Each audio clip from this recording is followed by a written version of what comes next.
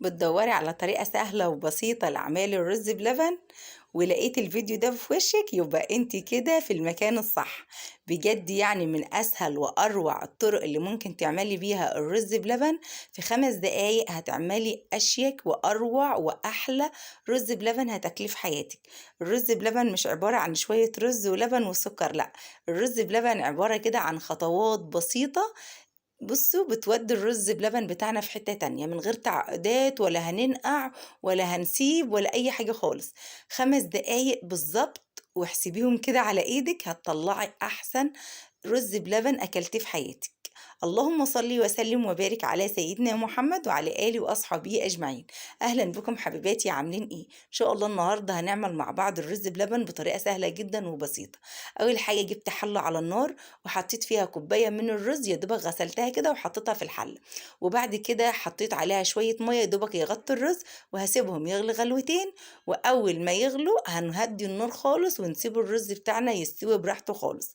يستوي خالص يا أم يوسف؟ يستوي خالص، ما فيش أي مشكلة خالص. هنا كان الرز بتاعنا استوى وبقى زي الفل، شايفين؟ اختبرته كده ولقيت الحباية استوت وزي الفل. هنا بقى معايا كوباية من السكر، والسكر حسب الرغبة، تقدري تقللي تزودي براحتك خالص. وبعد كده معايا معلقتين من جوز الهند، متوفرين اشتغلي بيهم، مش متوفرين خلاص مفيش أي مشكلة خالص. نقلب الكلام الجميل بتاعنا دوت مع بعضه. وبعد كده معايا كيلو لبن، يعني كوباية الرز ليها كيلو لبن.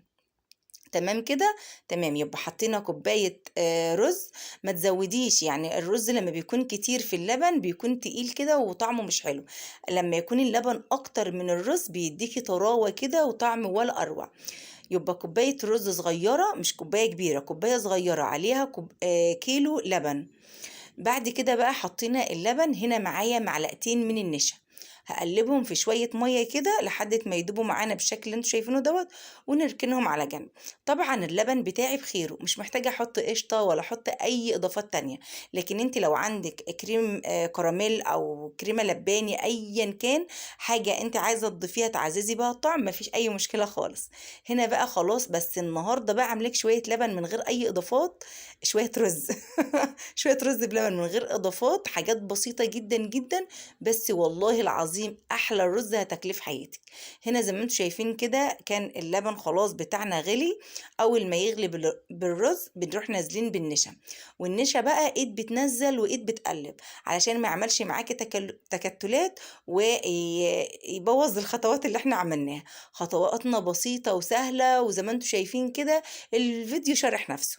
زي ما أنتم شايفين أول ما اللبن غلي نزلنا بالنشا واحدة واحدة، ونقلب بقى كده زي ما أنتم شايفين، وأول ما يغلي تاني هنروح طافيين عليه النار على طول. شايفين كل الخطوات بتاعتنا سهلة وبسيطة وما فيهاش أي افتكاسات، ولا هننقع رز ولا هنسيبه في اللبن ساعة ولا ساعتين ولا أي حاجة.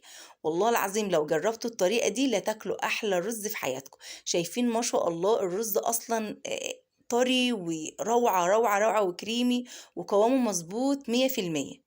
شايفين ما شاء الله الطراوة اللي في الرز؟ جربوه على طريقتي، ويا ريت اللي يجربه على طريقتي يكتب لنا في الكومنتات ويقول لنا ايه رأيه، لان بجد يعني من اروع واسهل الطرق اللي ممكن تعملي بيها الرز بلبن، ويبهر كل اللي هيدوق من تحت ايدك. صدقيني جربي الطريقة بتاعتي واحكمي بنفسك. زي ما انتم شايفين ما شاء الله من كيلو لبن وكوباية رز، وعملنا ما شاء الله 10 أطباق. شايفين ما شاء الله كل طبق كده بألف هنا وشفا للي جربه. شايفين؟ عايزة تقدميه بقى يا ست الكل سخن براحتك، تقدميه ساقع براحتك خالص، حسب بقى أفراد أسرتك زي ما بيحبوا. في ناس بتحبه سخن، وفي ناس بتحبه ساقع، أنا من الناس اللي بحبه سخن على فكرة. بعد كده بقى كان عندي شوية زبيب وشوية جوز الهند، شكلنا بيهم كده وزينا بس كده نكسر اللون. مش عايزة، ما فيش أي مشكلة خالص، الرز أصلا مش محتاج أي تزيين، الرز بيتكلم عن نفسه، ريحته تحفة تحفة تحفة. على فكرة أن المفروض نحط كيس من الفانيليا في الآخر خالص، بعد ما اللبن بتاعنا نطفي عليه نحط كيس من الفانيليا. عشان ده نسيناها في الفيديو بتاعنا، عشان يدّيكِ بقى ريحة. هو أصلًا كان الجوز الهند عامل ريحة تحفة، وكمان كان اللبن بتاعي ريحته جميلة وبخير وزي الفل، فكان الموضوع ريحته فوق الروعة. بقى عشان ندّي له إضافة أحلى وأحلى نحط كيس من الفانيليا. خلاص زي ما أنتم شايفين، شايفين ما شاء الله الطراوة، شايفين قد إيه الرز بتاعنا كريمي وطعمه خطير.